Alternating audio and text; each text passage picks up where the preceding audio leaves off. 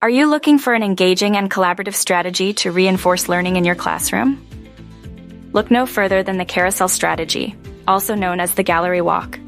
This dynamic approach integrates movement, dialogue, and introspection to foster a collaborative learning environment. To implement this strategy effectively, start by selecting key topics or concepts pertinent to the curriculum and displaying them on chart paper.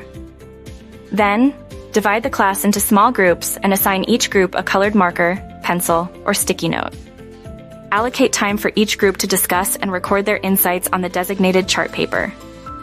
It's important to provide speaking stems, accountable talk, or other oracy-building resources for language-diverse students based on their proficiency levels. Rotate groups systematically through the stations, allowing them to engage and contribute. Conclude the session with a comprehensive discussion of the topics covered, encouraging students to synthesize and analyze the information shared. Direct students to organize the accumulated knowledge using various methods such as graphic organizers, summaries, or further discussion. Try the Carousel strategy in your classroom today. Looking for more useful strategies? Visit trilingual.com to learn about our engaging professional development learning and coaching.